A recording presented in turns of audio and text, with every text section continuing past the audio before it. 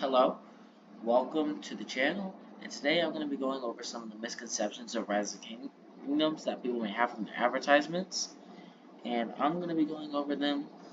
I've been playing this game for over a year. I am in my 5th KVK, and I have 30 million power, so I think I know enough about the game to point out some of the misconceptions from their ads. I'm going to be playing a game mode called Champions of Olympia, which I'm going to pull up here, to keep you guys entertained while I go and say these misconceptions. So, I'm going to get into the first point, which is having high power. Now, having high power is good, but having high power does have its downsides, which is having more contribution in Kingdom versus Kingdom, or KVK for short. If you're a new player, you're going to ask, what is Kingdom versus Kingdom? In short terms, it's fighting for your kingdom's honor and win. I mean, that's the main point of most games. But you fight for your kingdom's honor, and everybody has to make their part.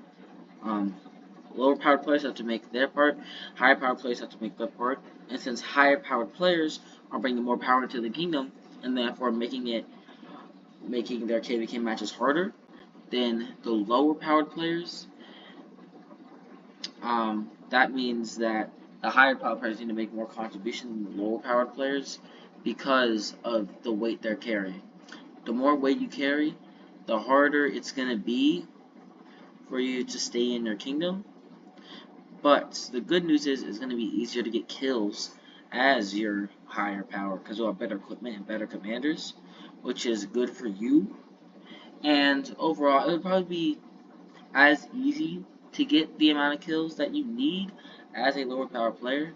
You're just probably going to need to stay on longer to get above like your requirements to get the extra rewards for the KVK, and you're probably going to want to get high kill points because having high kill points is good for your account. It's just a major flex in the game too, which brings me to my second point, which is kill points, and I'm going to call this reason 1.5 because it's kind of a reason, but I would say kind of not a reason because it's the same thing as power.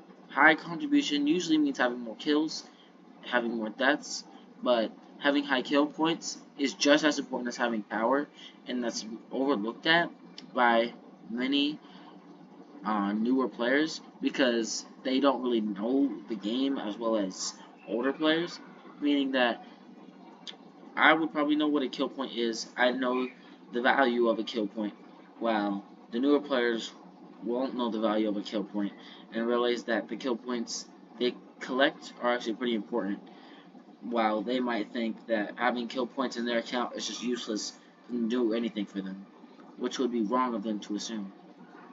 So I'm actually going to go get into my next topic because I think I talked enough about power, which is actually going to be reason number 2, events. Now, I'm going to talk about the most important event, Kingdom versus Kingdom right now. And Kingdom versus Kingdom, I already explained to you, you fight for your kingdom's honor and win. And that's the whole point of the game. The whole point of the game is for you to win KVK as many times as you can with your kingdom. It is a team event, and it's about like a really big event. It takes about 50 days to finish. It's like at least 4,000 players. I say at least 4,000. I am including farms too in this amount, but I'd say about 4,000 players battle it out, and you'll probably be allied with at least 1,000 of them.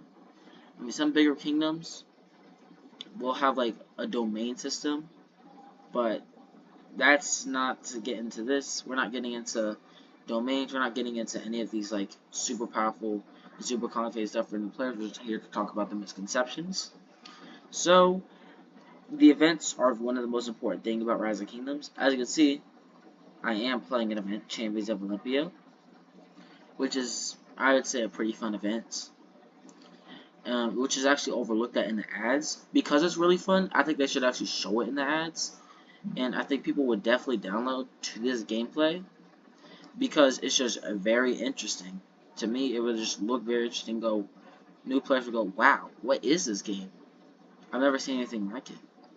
and I think that would be actually like a huge thing for the game, like a good marketing push for it. But other than that, we're not like here to criticize Lilith's marketing strategy. We're here to talk about misconceptions. And since I'm here to talk about misconceptions, we're about to talk about misconception number 3, dropping power. Back to the topic about power. Getting power and dropping power are important. They're key aspects of the game. Now, having high power is great, but having high power means that you're going to need to drop your power in KVK. And when you fight, as you get 7 wounds, you're going to need to fight more, which means you're going to lose more power than everybody else. Is dropping power good? Yes and no. Because dropping power is how you get kill points and how you get rewards from KVK, such as like legendary commander sculptures and stuff that can help you progress your account to get even more kills and even better KVKs in the future. But to new players, this would be very overlooked, and dropping power is almost as important as gaining power. There are also some different reasons, which is to make it, you also would want to drop power for your kingdom by deleting some useless units, like siege units, tier 4 units that you don't need, in order to drop your kingdom's power to get into easier matches. So, that's a pretty interesting topic to talk about in another video, but I guess that's a simple version of it. We could talk about like more complicated versions of the stuff in videos, but I'm basically giving you guys like the simplified version of it. I'm gonna bring in the last topic, which is gonna be leadership. And now having good leadership in a kingdom is very important in Rise of Kingdoms, and it is very important for a kingdom to have order. Now, how is leadership a misconception? When you look at the ads, you'll see that the higher power player is picking on the lower powered player just because they don't have as much power as one person, which is not true. If someone has 80 million power, they can't just attack a 20 million powered player just because they feel like it. You would need to have a probable cause, or else you're going to get punished by your kingdom. Kind of like real life. You break the law, you're getting in trouble. Most kingdoms will have rules. There's going to be a king in place, have rules, and some of them are like, don't attack without a reason. Don't farm on other alliances' territory. And it's important for a kingdom to have these rules to make sure the kingdom doesn't go out of control. And when you watch the ads, it just looks like it's about attacking other people's cities.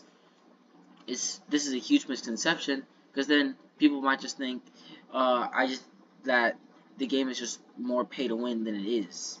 It is pay to win, but it's not that pay to win to the point where if you're just lower power and you just win the game, you won't just not make any progress because you keep getting attacked over and over and over again. That's not how the game works. And with like the advertisements saying that higher powered players attack lower powered players and just have control over the kingdom, it's not like that. The people that have control over the kingdom is the king. The king has control of the kingdom. The king can make the rules, and the king's job is to make sure that the kingdom thrives. That's all I have for this video. I hope you guys enjoyed, and hope you actually cleared up on some of the misconceptions of Rise of Kingdoms. I actually think that game is really fun, and everybody who's watching this video should actually give it a try. Give it a try, fight in KVK1, and you probably won't want to leave. The only reason why older people leave is mostly because of life reasons, like college. Some people might leave because they have college. Some people might leave because they have a job. And there is stuff like this that people would definitely have to leave the game for. Which I'm not going to go and like get on them about that, because after all, you need to have a life. Your life can't just be Rise of Kingdoms. It can't be Rise of Kingdoms 24/7. No. There's going to be some people that quit the game. But I do want to go and address these misconceptions so that newer players can enjoy the game while they still have the time to, play the game before they get like distracted by life's burdens and then they don't have time to play the game. And then next thing you know, they just don't play the game, don't pick it up because they just have a ton of stuff on their mind. But if you do want to just give a new game a try, play like 2 hours a day, maybe even 1 hour a day, like not that much. Play in the morning, and play before you go to bed. You'll probably see your power go up a little bit. I'm not going to give a whole bunch of tips. If you do want tips, go watch some other YouTube videos. But that's it. I actually would prefer people to download the game. It's very fun, like I said before. Anyways, have a great rest of your day. And like always, Rise of Kingdoms is a game. I mean, it's a lifestyle. It's a lifestyle, not a game. It's a lifestyle. It is a lifestyle. I messed up. Rise of Kingdoms is a lifestyle, not a game.